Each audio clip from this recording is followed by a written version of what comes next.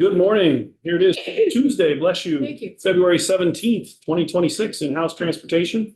First thing on our agenda is a bill introduction, H 894, and we have Representative Page, Representative Labor. Welcome to committee. You get an intro, Bill 894. Wow, 894. Well, thank you, Chair, and thank you, committee members, for having us. We'll get right into it. And we have some slides. Wow. Okay. Our purpose is to prohibit the use of snowmobiles on the DB Spur Rail Trail. And this is it during the summer months. I want to point out the steep banks on either side. On the other side of this, there are rocks, there's granite. If you should fall, go off the side, you're going to hurt yourself. So generally, it's a very nice trail. It's used for pedestrian purposes, biking, and walking, sort of thing. I'm sorry. The rail trail, I'll call it rail trail, but it's formerly called the BB Spur Rail Trail. It's 3.75 miles long versus the Vermont Association of Snow Travelers that has over 5,000 miles of snowmobile trails. And this trail was created as a pedestrian path 25 years ago. And until recently, all motorized vehicles had been banned on that path. Memphremagog Trails has maintained the trail as part of its cross-country skiing network of trails. In the package that I sent you, there is a letter dated September 30th, 1997, and it does talk about the trail's use. And in that letter, I'm sorry, it's in November 17th, 1997. It's from the Agency of Transportation. And it says, we have plans for the project that are, and I quote, are so settled in intention and purposes that it can be called ready to commence. They were talking about starting building this trail after the railroad let it go. And it goes on to say that signage was being placed at the beginning and end of the trail to include, and I quote, motorized vehicles are not permitted anywhere on the trail, end of quote. And that was the case since the trail was created 5 years ago up until recently. So can we, thank you. Well, you went too far. There we go. So here's our trail. It goes from Newport, just outside the hospital in Newport, to the border. Not quite up to the border, you have to get off the trail and there's a regular road that you go through to Cousins.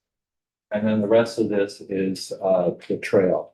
This is 5 to 10 miles around our railroad spur. Next slide, please. This is 25 miles outside of our rail spur, very small area. And finally, the next slide. And then 45 miles out, you don't even see our trail there. And we can go to the next slide. Sorry, Representative Page? Representative Pouch has a question. Yeah, on the red lines, those aren't other trails, or are they roads, or? Those are other trails. Those are Snowmobile trails. Are these, is this the vast network? Vast network. Okay. Yeah. So we did a petition, and currently, as of Saturday, we have 793 individuals that have signed this petition prohibiting snowmobiles on the trail. The most number was from my district, Newport, with 274, followed by Derby Line, 153. And then the next ones are Charleston at 16 and Morgan at 14, all and 4, which is all part of Representative Labor's district. And for Newport voters, the petitioners, that's 14.18%. of the 2024 vote. And Derby line was 5.67%. Here's a picture of a nicely groomed trail. Here again, look at the embankments here on either side. Next slide. It's not really focused, but it's when a snowmobiler has gone through. Representative Casey? Who's grooming it? Who did that? The fixture, the slide before it It's was, it's part of the Memphremagog trails. They groom it for cross-country skiing purpose. they don't, they have have their own groomer? I believe so. I should mention, when you compare our BB Railroad Spur to other railroad trails that have been converted to pedestrian trails, our trail is much shorter, and it wasn't designed for snowmobile. It was only designed for pedestrian use, whereas the other trails like the Lamoille Valley Railroad Trail, it's also open to railroad or to snowmobiles. This particular trail, our Railroad Spur Trail, again, it was never designed for use by snowmobiles. The path is approximately 7 to 8 feet wide and less than that for some of the bridges. There's like 3 or 4 bridges that are on it. We contend that the trail is not safe for pedestrians and snowmobilers together on such a small path. And if you look at individual guides that do the designs for railroad designs, converting them to pedestrian paths, generally creating a rail trail calls for a minimum of 10-foot width for moderate use. And for a standard, I don't know what, well, and then for a standard shared use path, the width is recommended at 10 to 12 feet with 2 feet on either side of the trail for shoulders. And as I said, the deep, steep banks on either side with large rocks and granite, you can really hurt yourself if you go over the side. What else should I tell you? Representative Casey? Has there been a problem between pedestrians and snowmobilers, or has anybody gotten hurt at all? Has anybody gone off the trail, or It's only recently been open to snowmobile. when was that? What was, Within the What's last few months, Okay. since we've started having snow and being able to take the snowmobile out, drive the trails. is that like a handy route to go to a gas station or something? Is that why they're going through there, or? In the past, they haven't used it because it was prohibited. But there have been landowners along the path that have allowed snowmobilers to go down their property and cross the lake and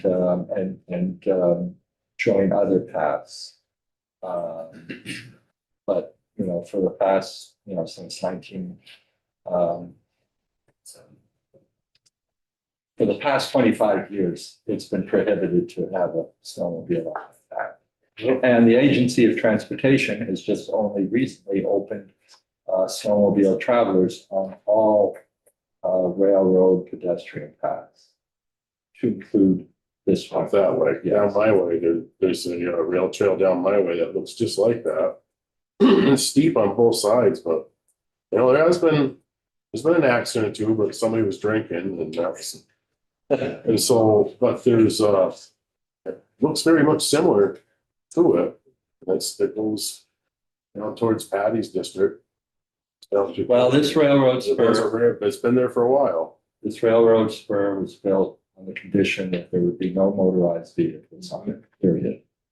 Really? And Representative Couch has a question for you, and then Representative Burke. let's make sure we keep Is this property under the rail banking, federal government rail banking?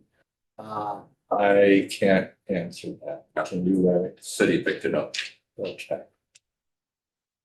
I will also tell you that my district, the city in which I live in, signed a petition and requesting V-Trans to close the trail to snowmobiles.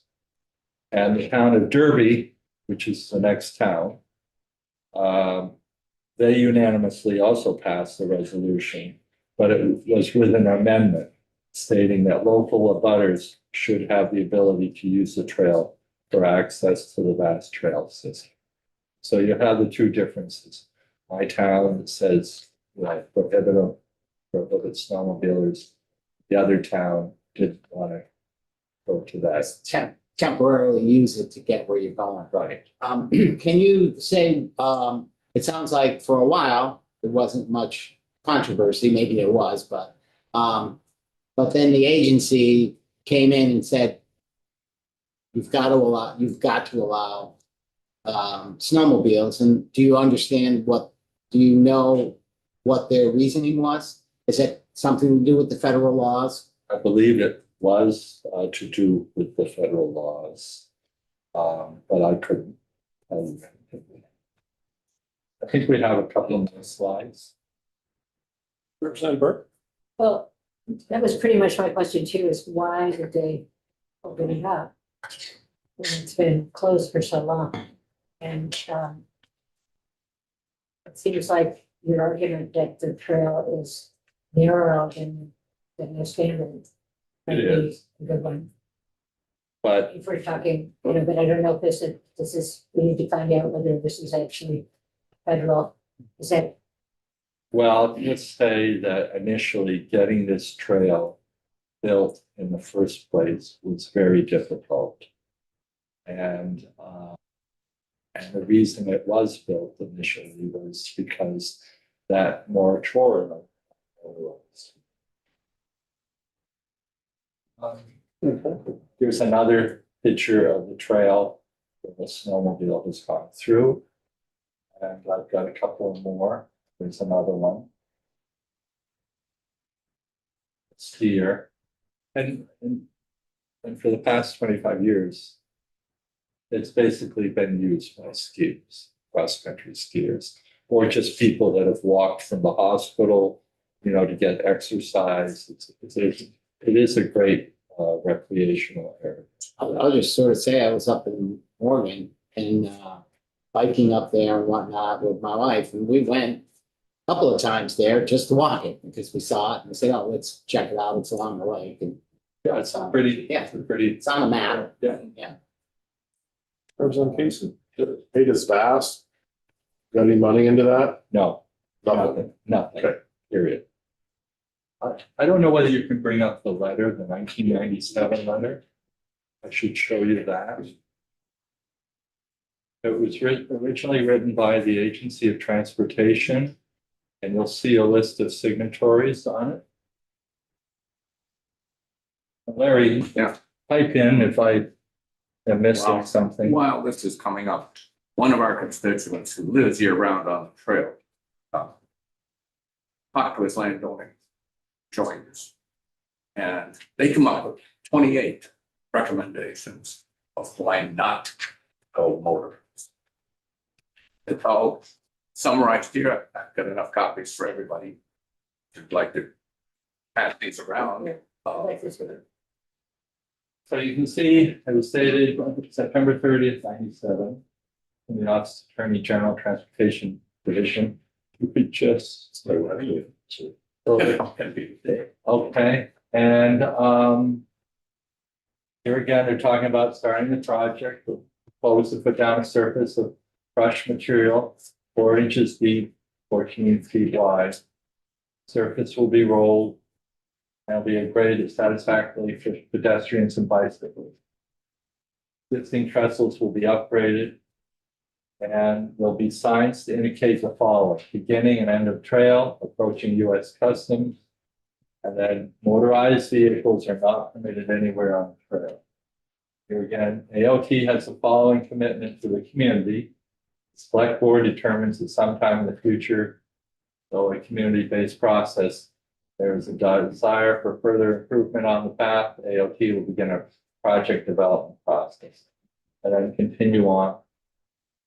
This, it does say this is not an effort to avoid Act 250 jurisdiction by segmenting the project. As far as I know, Act 250 didn't play a role in the building of this project. And it's signed by the Assistant Attorney General, Scott Whitted. And if you continue on.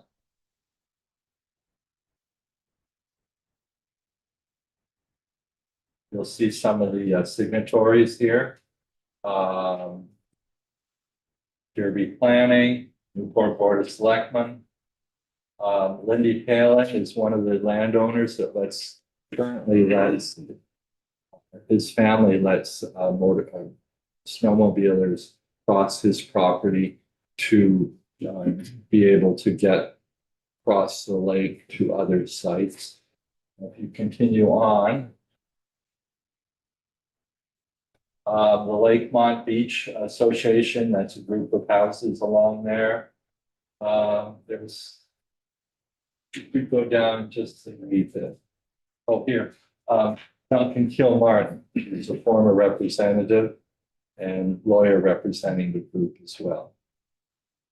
Representative Pop? The letter, from the testimony, I thought, that this was a town project that they did, but and doesn't matter one way or the other, but the agency helped build the trail So I know, with the transportation funds.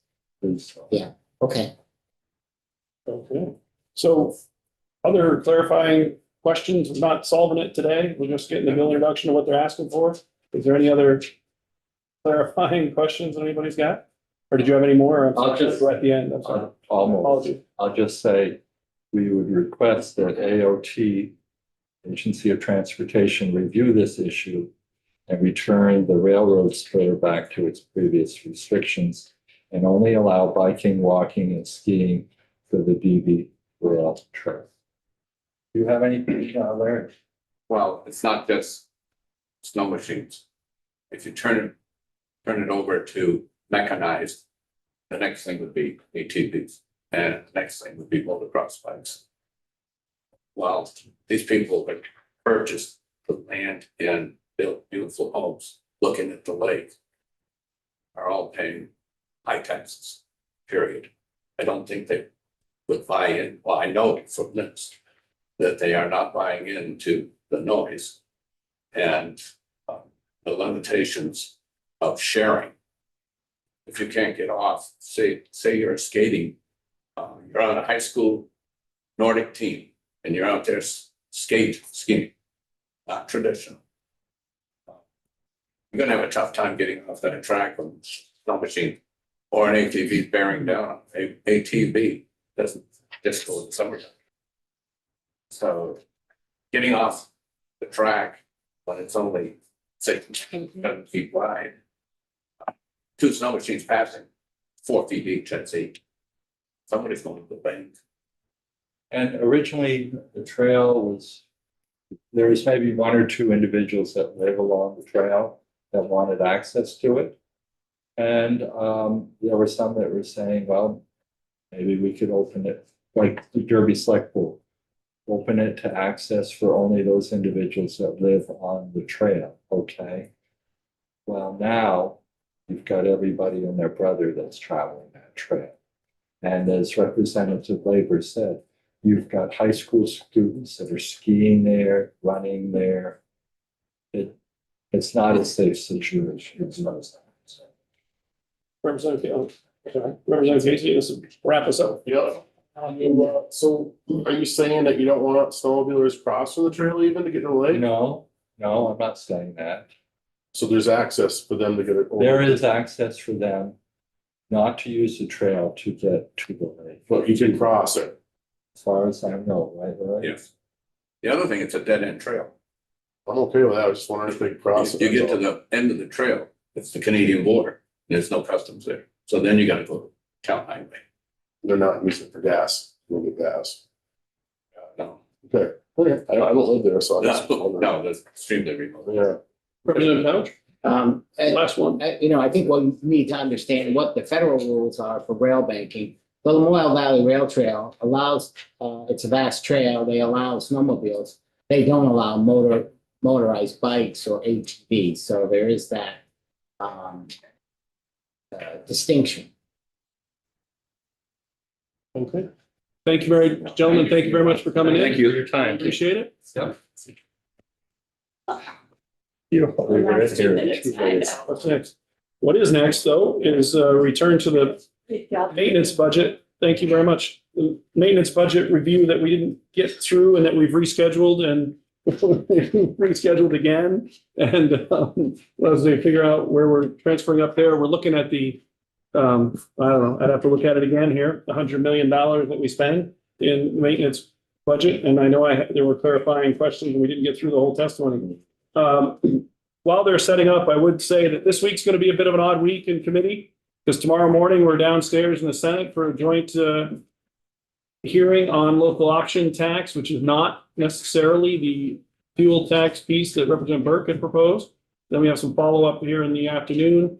We've got the last of our planning commissions, and we're going to have some conversation about the planning commission testimony and what interest, themes, or actions that we may have. Thursday, of course, is the tag election and caucus of the whole and all those pieces. And then by Friday, we have to have our letter to appropriations in on our budget priorities. So in the schedule, expect to see a couple of updates. Expect that we're losing some committee time to the joint hearing and to the election and the caucuses.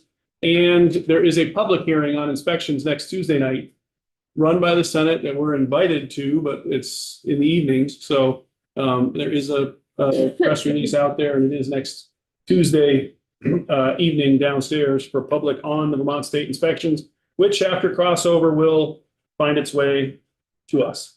So we know that that's a big part of what's coming, and I wanted to make sure that everybody was aware of that. And with that, Ernie, welcome back to committee for the multiple times, and Ashley as well, and thank you for joining us. You can kind of remind us of where we were and what we've not covered and all the pieces of your budget, and we'll get back into some questions and pieces on it. So, Alrighty. thank you very much.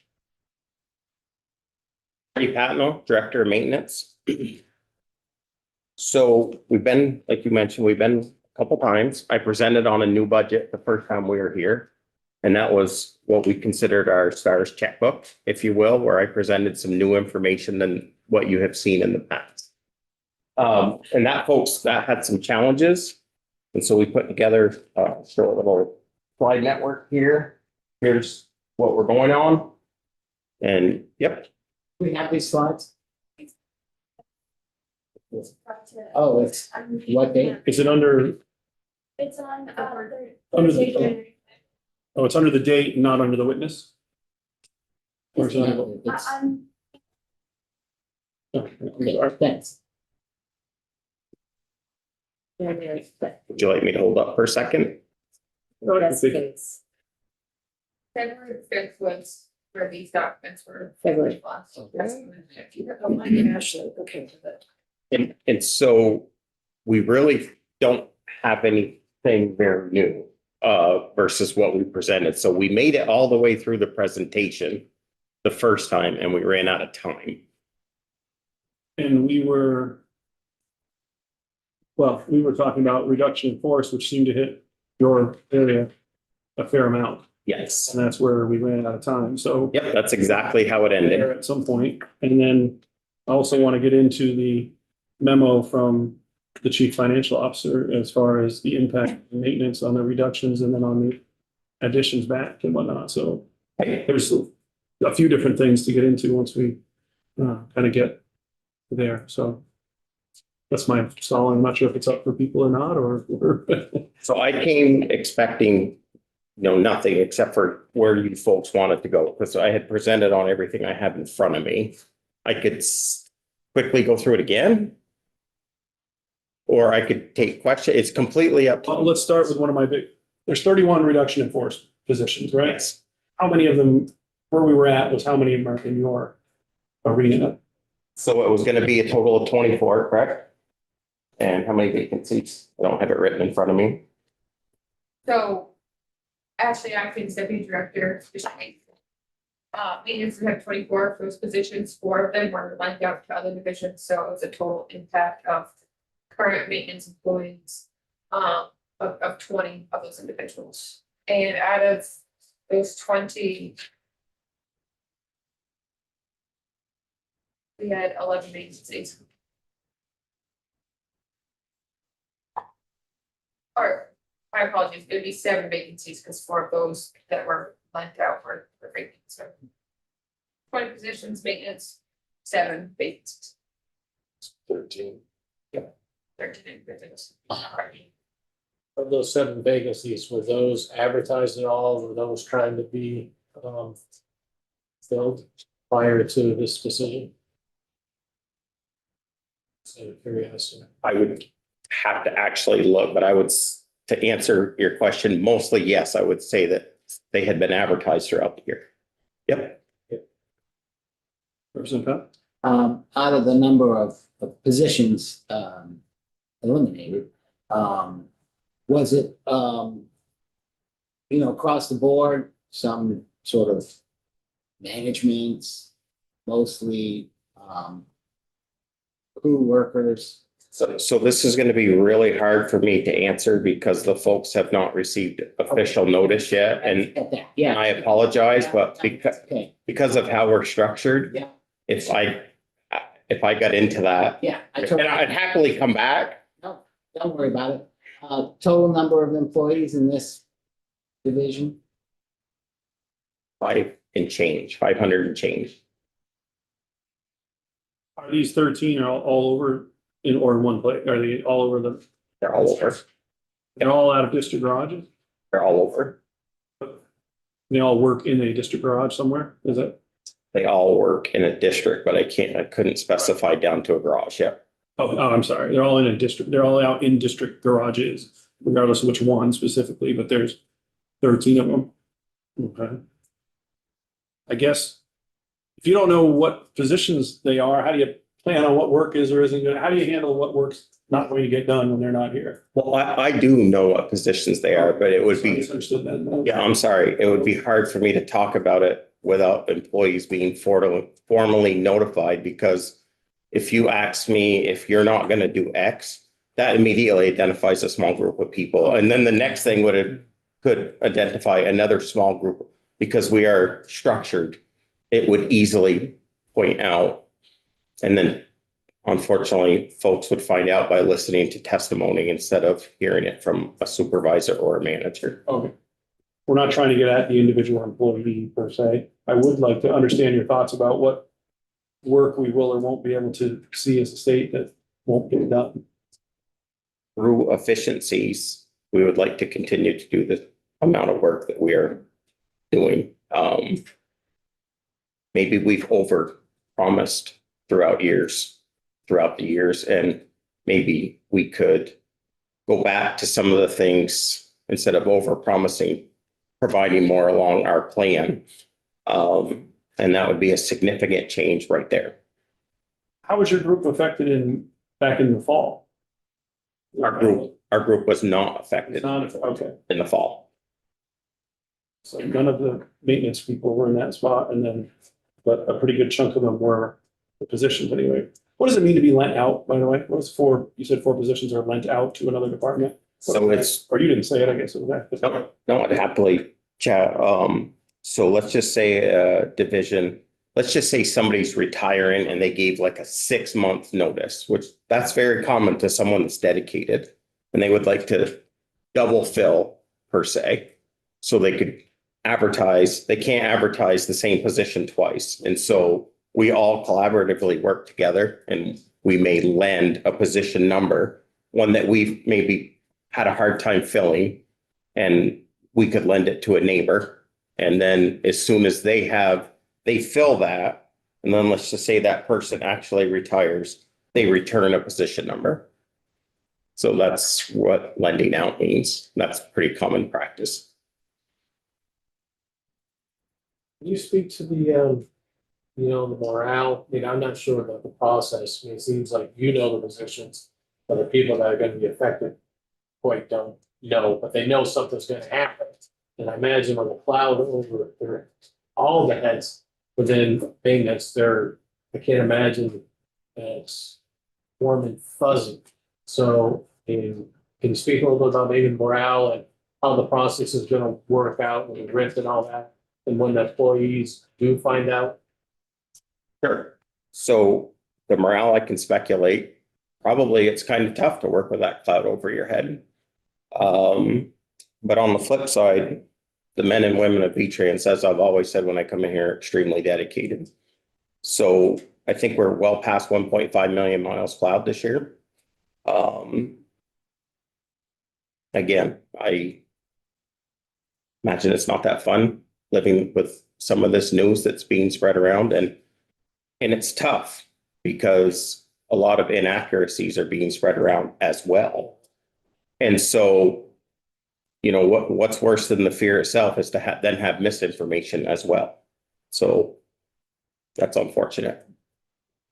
So how does it play out? When does the process start?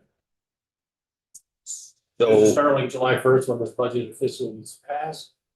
I believe that the process has started with some unofficial notices, Yeah. with no official notices yet. I would probably hold off on speaking about official notices. Because I thought I knew the date, but I just received some emails today that I'm not sure that I actually know the exact date anymore. In the presentation we got about building the budget, it says under maintenance, reduction in stockpiling supplies. Yep. Save $600,000. Yep. What does that, tell me what that means and what's your plan there and what? Sure. So a lot of times in the summer, we will stockpile things like culverts. We will stockpile large amounts of guardrail. Sometimes we'll stockpile gravels, aggregates. The things that we have the luxury of stockpiling, we're going to reduce the size of our stockpiles to the tune of 600,000. Probably not a lot of money out of it. It's probably not a lot of money out of $100 million, but I don't know how much you would normally spend on that. I mean, that's not a 600,000 probably doesn't go far when it comes to what's a culvert cost. It does not. So a culvert, like a 3-foot culvert, could be, I'd have to get you an exact number, but it's big money. A foot. 600,000 in savings is not like, it's not gonna slow down a project, I guess. It is not, and we're maintenance as well, right? We're very different from construction or highways. Slow down your response time to a We will always, emergency. we'll always keep, so a good analogy was 3-foot culvert that I just mentioned. Maybe every garage had 100 feet. Maybe now only every two garages may have the 100 feet. To give you an example. So if we needed a 3-foot culvert, someone's gonna have it. But what's the percentage of the 600,000? Like, what do you normally spend on backfill? 2 million a year? I would have to, there's, I was just wondering how much we're cutting that back by.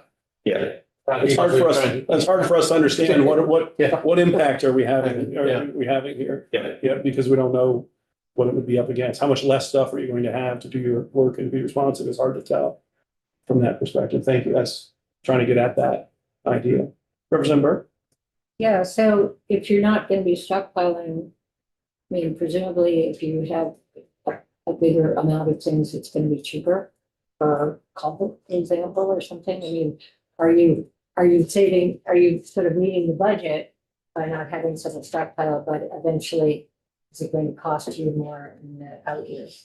So we have, I don't believe so. So let's stick with culvert. We have 65 facilities, right? Does all 65 facilities need a stockpile culvert? Is it nice? It's nice. Is it going to is it going to impact functionality to borrow a 3-foot culvert from your neighbor? Absolutely not. The price per culvert, the way it is currently bid now, it is not buy one, it's this price, buy 10 and it's this price, buy 100 and it's this price. It's a contract, most contracts held by BGS or the state of Vermont are by this at this. So I don't believe there's a cost savings there. In case, Let's step backwards a little bit here. Sure. When it comes to like layoffs, is there any consideration of any administrative jobs? Was it just? I hate seeing the guys that are on the shovels. Lose their jobs. It seems like there's a lot of administrative out there. I was surprised there's nobody is gonna lose their job on the administrative end. So I'm gonna let Chief Financial Officer Candace answer that, but again, we're on the kind of ground that we're breaking out groups of people in our agency. Oh, okay, all right. But Candace did have her hand up. Chief Financial Officer and Slumpost. So if our director of administration, Jane Morse, was here, she would say that there are 8 positions of the 31 coming from the administration. Okay, all right. So this is okay. That's good. Yeah, I'm not saying it's good. I'm just saying. since we're there, were any of those 8 vacancies or were they actually all 8? Oh, gosh, I'm gonna have to follow up with you. I don't know the breakout of vacant and fill, but some are vacant, some are filled. Some, there are employees and then there are positions, some of both. Okay, thank you. So 65 facilities, or you got 65 different garages that stockpile some level of material.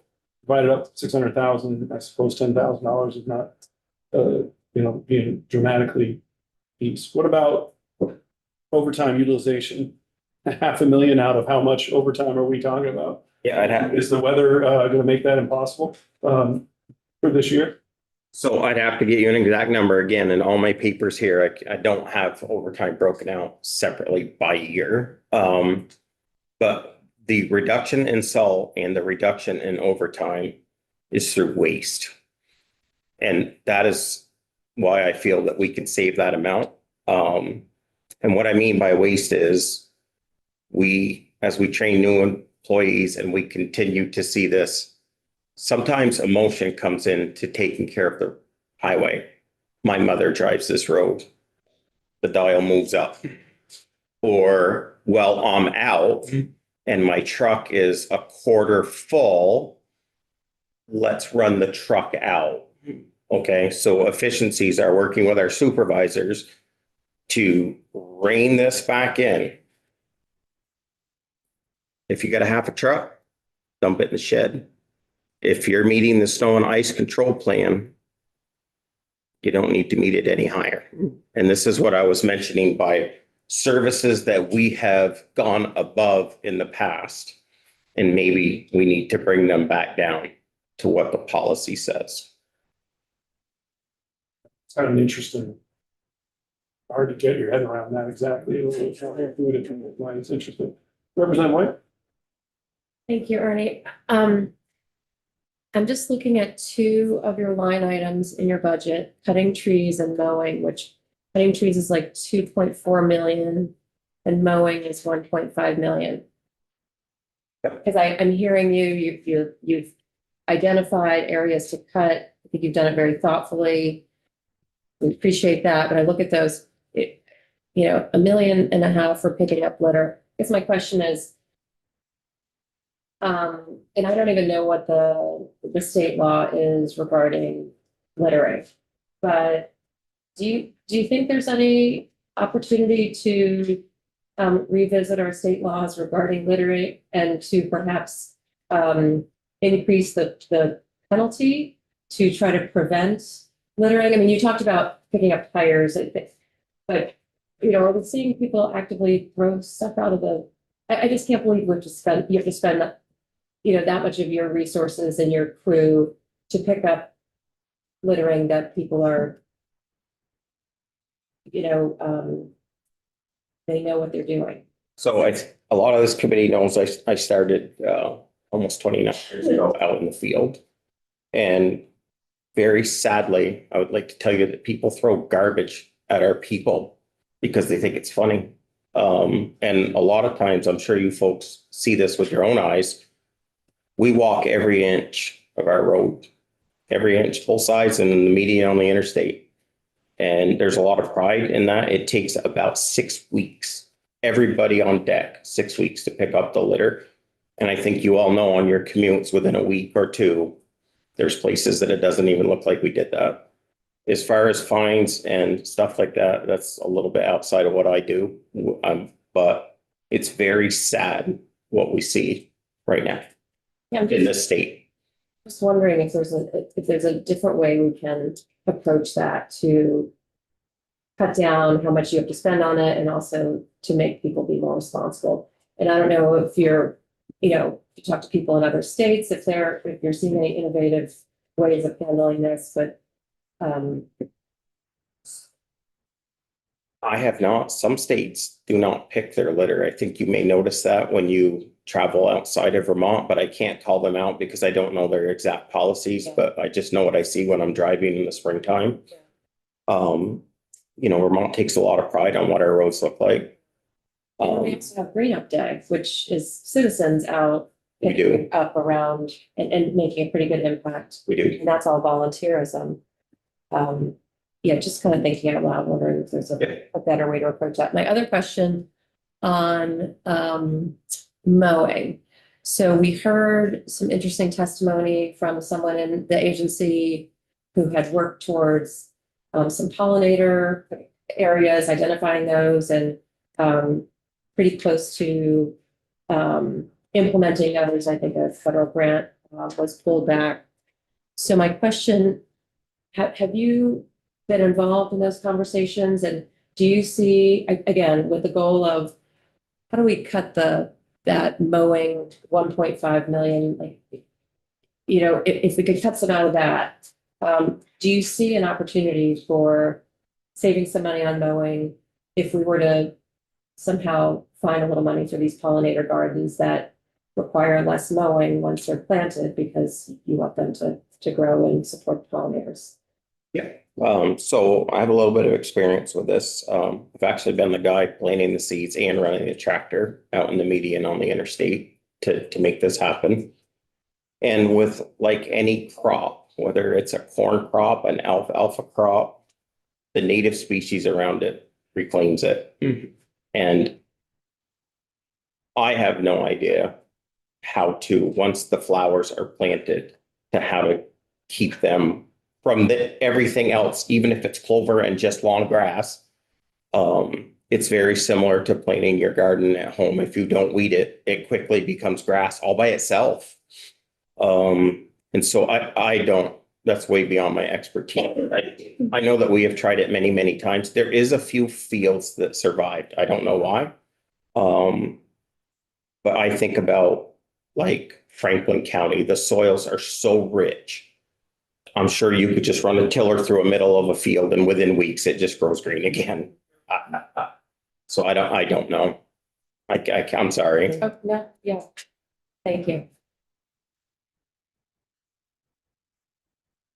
In that arena of cutting, or well, in the case of mowing, but in roadside cutting, it was part of what was added back in. Yep. On the 10 million. Can you tell us what you're gonna do with that?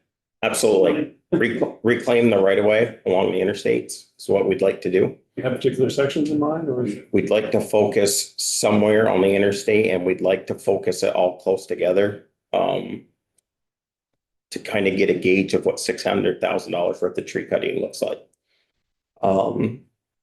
It would be interesting for me to, in the past, this is not new. We've spent $1 million several years in a row now of cutting trees, but it's 100,000 here, 100,000 there, 100,000 here, each district all over the state. And this time we'd like to pick maybe a route or a corridor and try to pick a large section, or say 3 large sections in that one corridor, so we can make it a true difference. That's what we're looking at. I don't know, I find it to be a tough question for me. I don't even know if it's tough for you, but you have a third of the state T funds come through your budget. Yep. Obviously, you're well aware of all the financial issues. We wouldn't be back here again if it wasn't a substantial issue.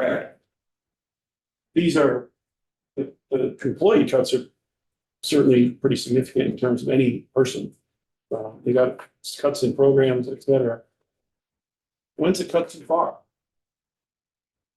If we were to reduce some of these other areas, which I wouldn't begin to tell you which areas to do, count on me to make that recommendation, but when's the knife cut too deep? When are you gonna start feeling it? When are Vermonters gonna notice the difference? Is there further to cut? There's a lot of questions tied into that. There is a lot of questions tied into that. A third of the entire money of flexibility that we have that's spent here and not on projects, and some of it's district paving, but people look at your budget and think that that's a place that we can potentially rechannel to other focuses and other areas.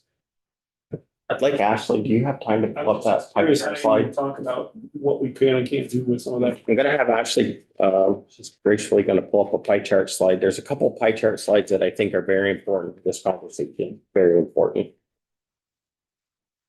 I get my page to it, so I'm not looking behind myself. Go to the first one. Thank you very much. So this is just a really basic. You got personal services, which are salary and benefits, and then you have maintenance and operating cost. Those are a couple big numbers when you ask where the money's going. Right, so go ahead and, oh yeah, so go ahead and flip it.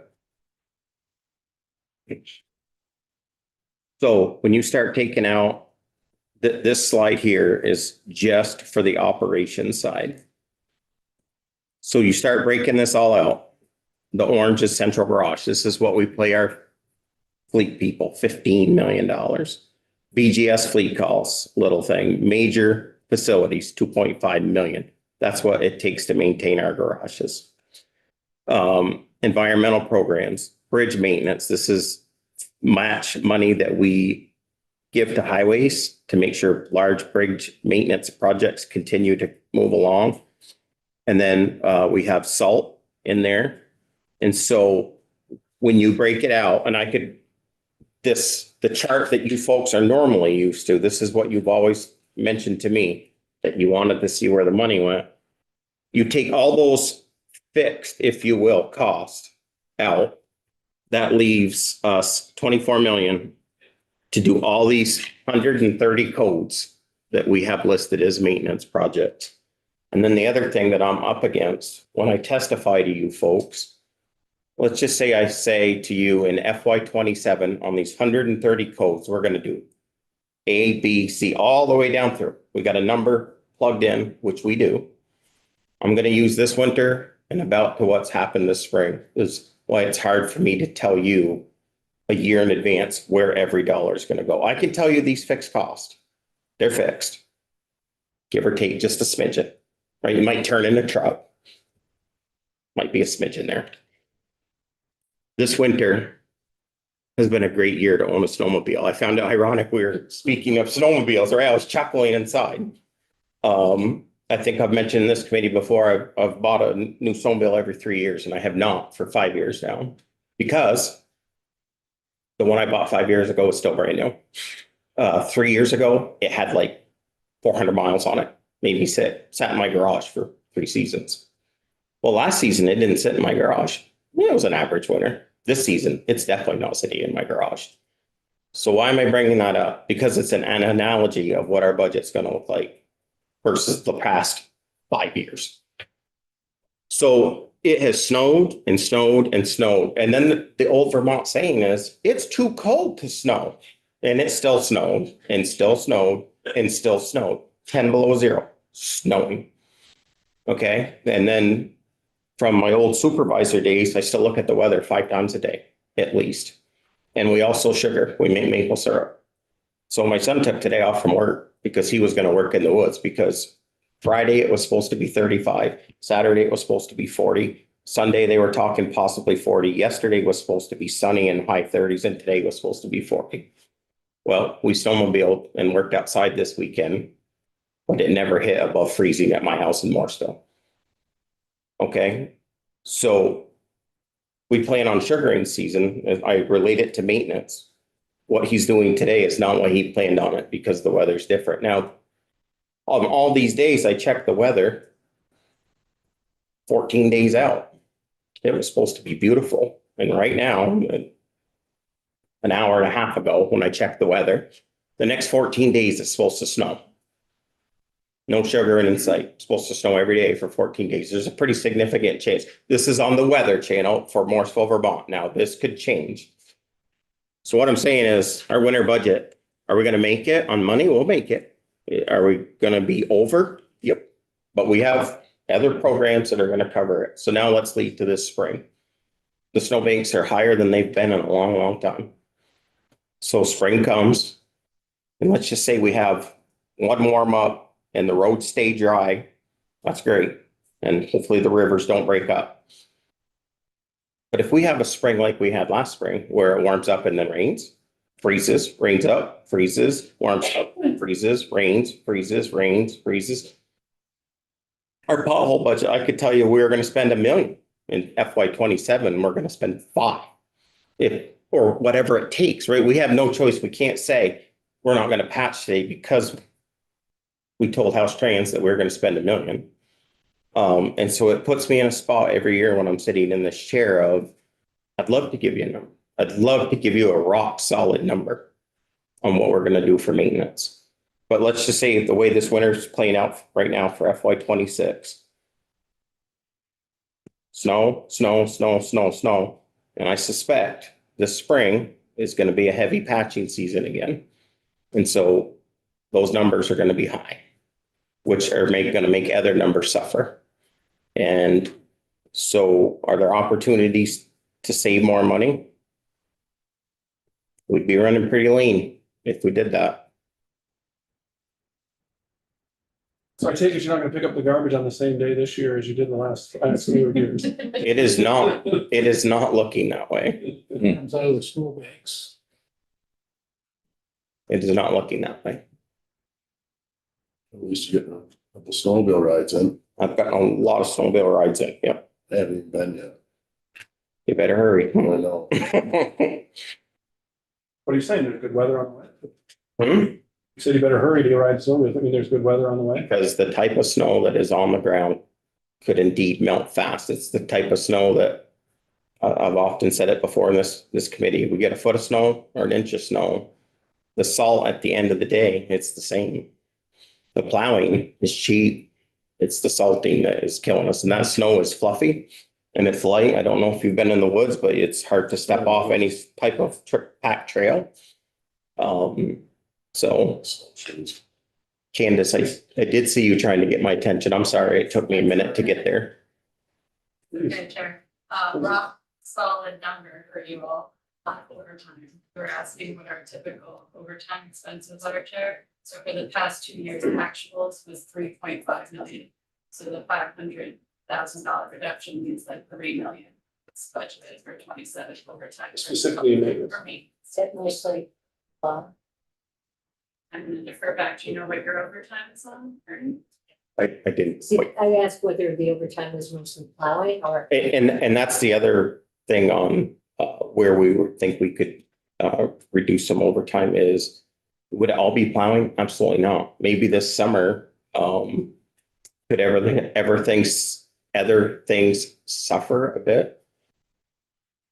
Yes, we could not allow a lot of overtime this summer, which we tried to limit overtime in the summer anyway, but maybe it's no overtime unless it's an emergency.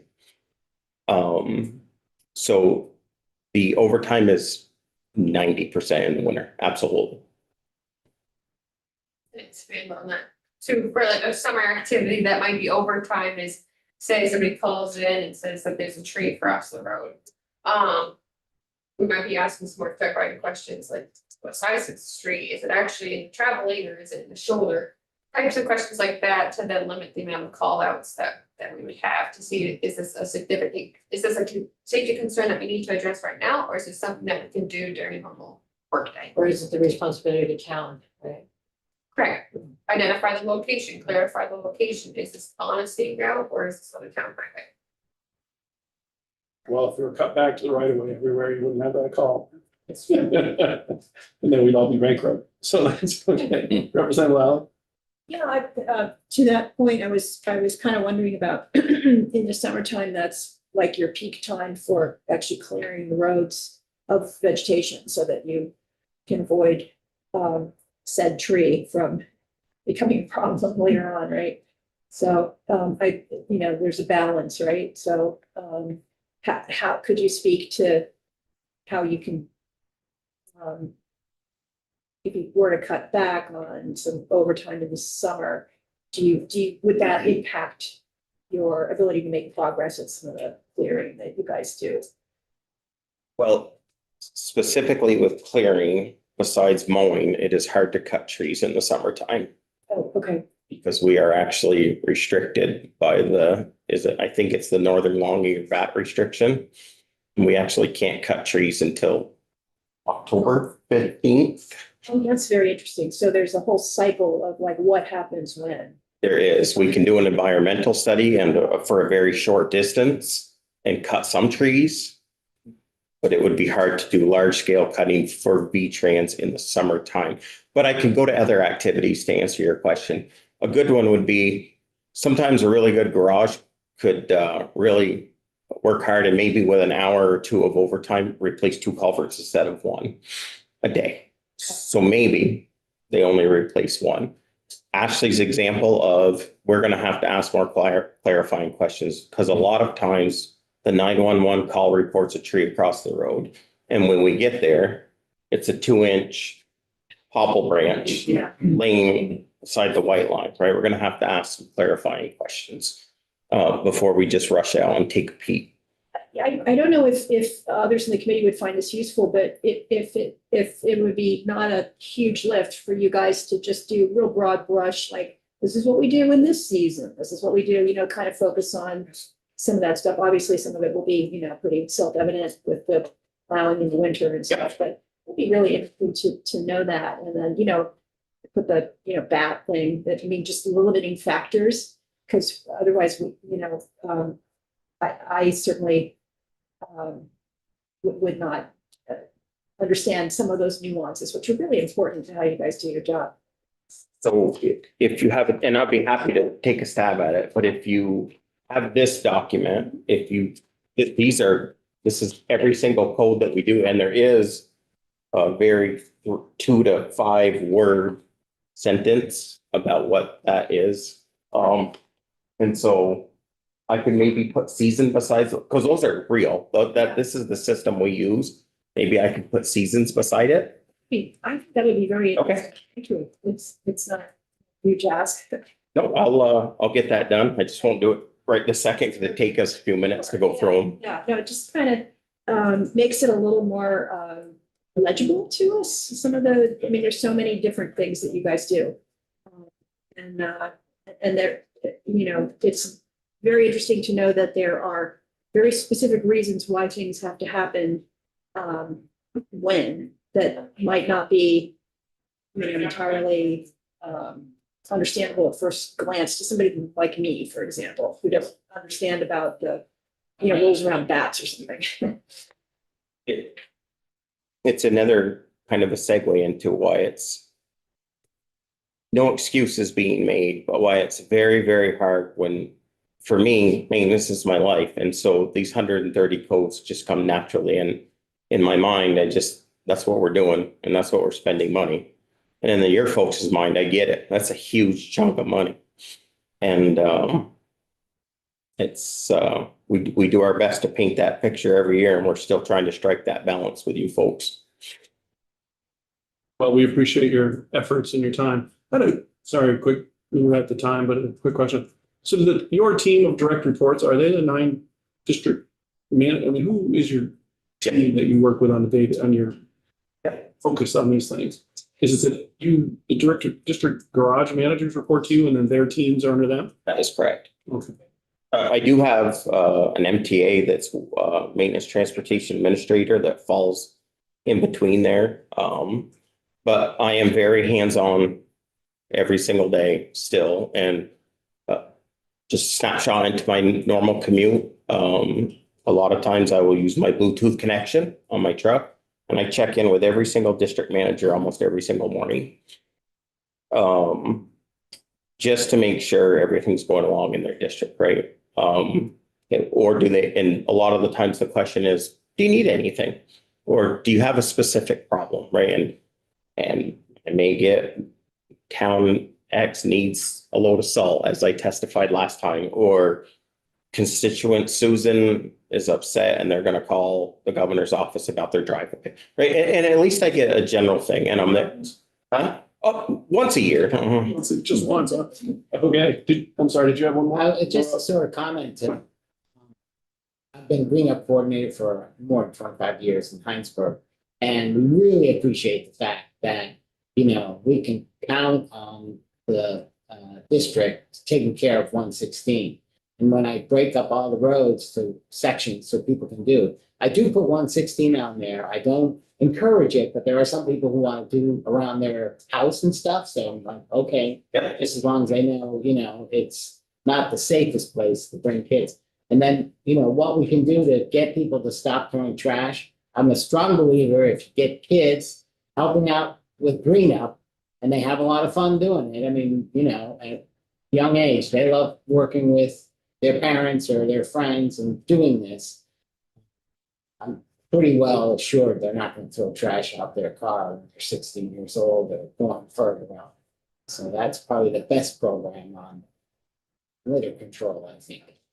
Well, I could mention growing up in the 70s, that if I would have thrown trash out my parents' car's window, I'm sure that I would have remembered it for a long time. And I also would have picked up everybody else's trash for 10 miles, probably. I'm just saying, and it's not really to make someone laugh.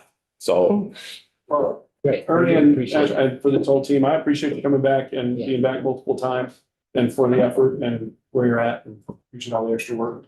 thank you very much. I know you have a struggle with what you have to do and what's going to play out over the next month or 2 months. And we appreciate your service to Monarch. So